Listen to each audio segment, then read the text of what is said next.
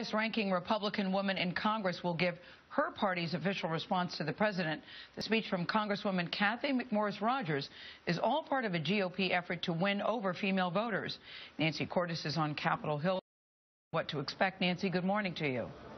Good morning to you, Gail. I think what Americans can expect is to get to know this GOP rising star a lot better. Cathy McMorris Rodgers says she wants her speech to be a conversation with the American public where she lays out a hopeful vision for America's future. And yes, her speech is also meant to send a signal to Americans that the GOP is welcoming, not just to women leaders, but women voters, too. Are you nervous? I'm trying not to be. As a member of House GOP leadership, Washington State Congresswoman Cathy McMorris Rodgers is never far from the House Speaker's side. But she says she was still surprised when he asked her to deliver this high-profile speech.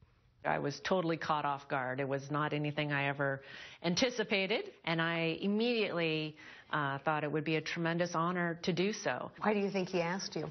He just thought that I had a great personal story myself as far as my experiences and my background. McMorris Rodgers grew up working on her parents' orchard and was the first in her family to go to college, taking a job at McDonald's to help pay her way. She is the first member of Congress to give birth 3 times while in office. Her youngest child, Bryn, was born just 2 months ago. How have you been tackling these 2 major duties at the same time? Well, it depends on the day.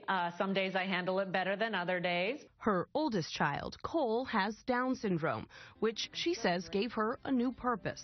When he was born, it's difficult news, and it's not what any parent expects. And yet, Cole has truly, he's made me a better person, and he's made me a better legislator. McMorris Rodgers says she'll focus on economic issues and health care tonight. The President of the United States.